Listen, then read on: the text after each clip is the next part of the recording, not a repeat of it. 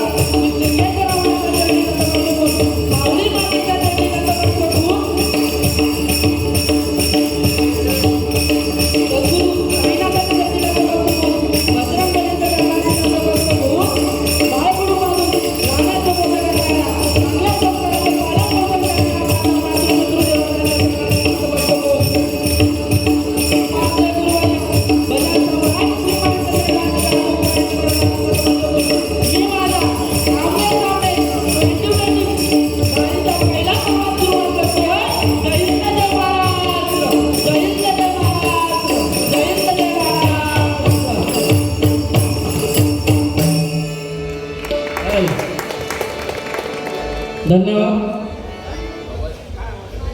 बुवा. नवनीत कलाकार सांभाळून घ्या. आणि तसे तुम्ही अनुभवी बुवा अनेक बारे तुमच्या यूट्यूबच्या मार्फत मी ऐकलंय.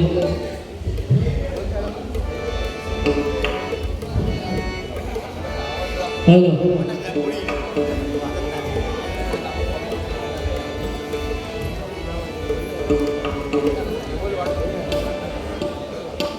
हॅलो. आणि आमचं परमभाग्य आहे की जनार्दन पेडणेकर व यांच्याबरोबर या भांडूप नगरीत डबलबारी करण्याची सुवर्ण संधी आम्हाला लाभली. बुवा सुरुवातीला म्हटलं प्रेम असे क्या होते बघा. याच्यात गुरपटून जावं भीती वाटते. कसा असा हलवल्याने ना बायच्या गॅसात जनावर माझ्या गॅसात जाते ती भीती. बाकी काय नाही, बाकी काय नाही बुवा. सुरुवात करतोय भजनासाठी. भजनाला सुरुवात करतोय कारण गजराला आपल्याला वेळ भेटला पाहिजे बुवा. कारण बारी आपली उशिरा चालत आहे. त्यासाठी मी भजनाला सुरुवात करतोय, जास्त वेळ घेत नाही. धन्यवाद. हॅलो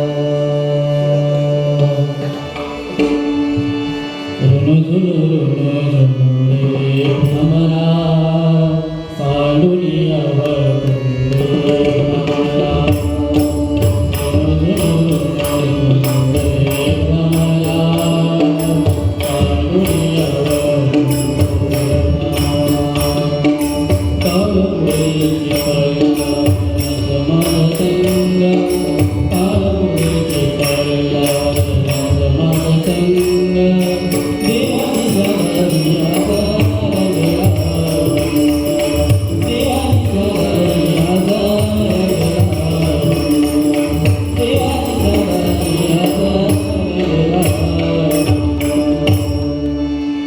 गमनी सानी धनिदा पा गमनी सानी धनी सा सात जन्माची लावणी पुण्याई सात जन्माची लावणी पुण्याई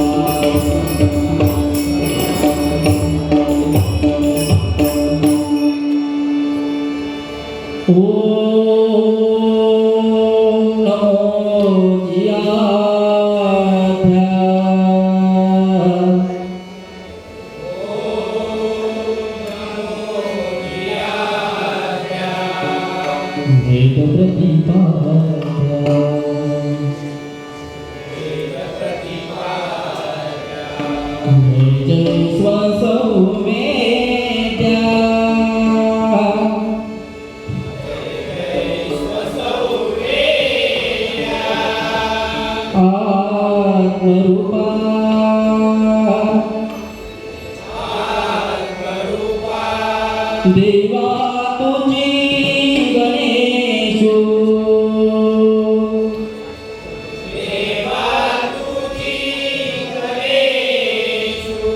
सकलमती प्रकाशो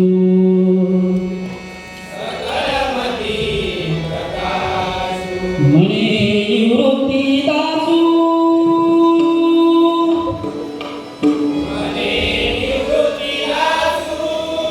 अवतारी जोजी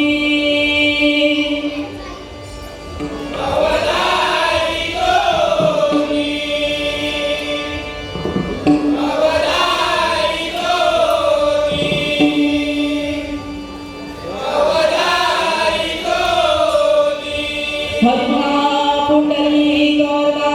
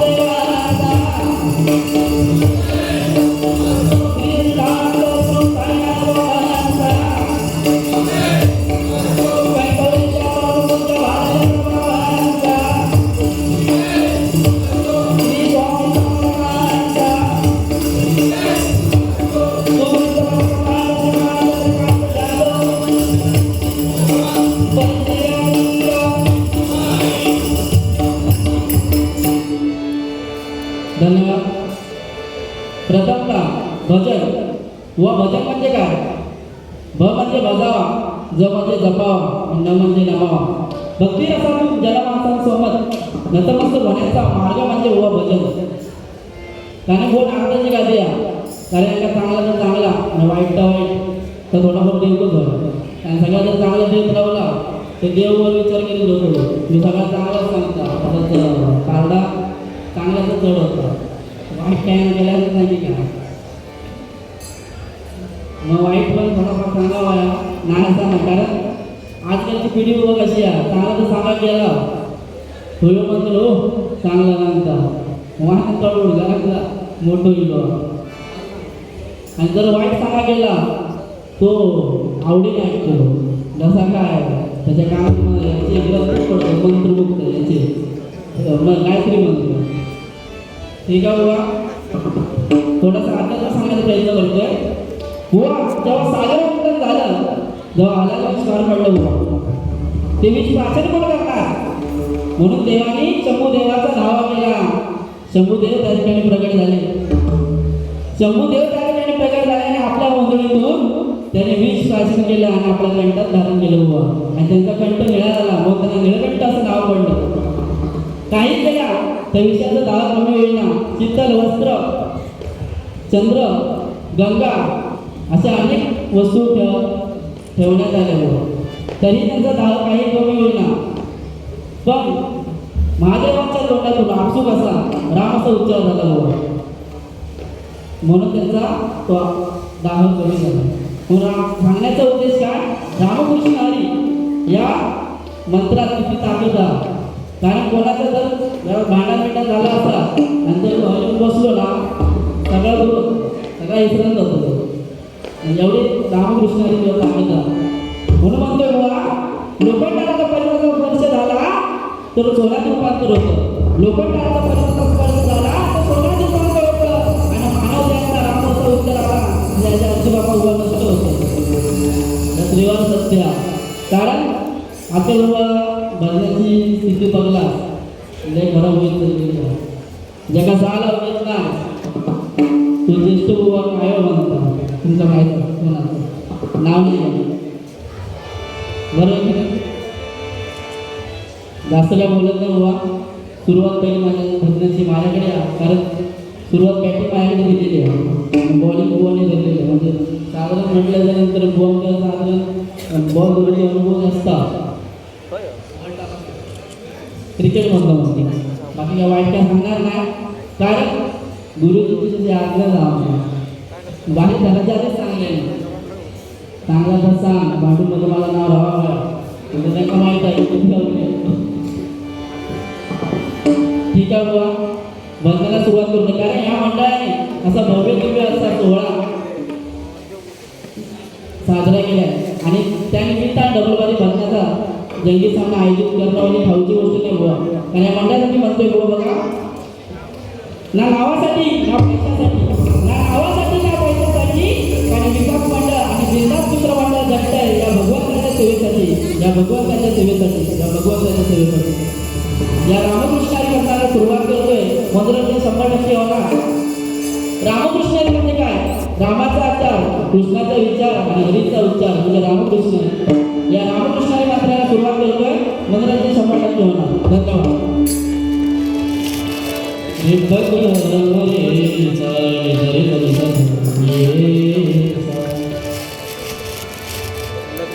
Ah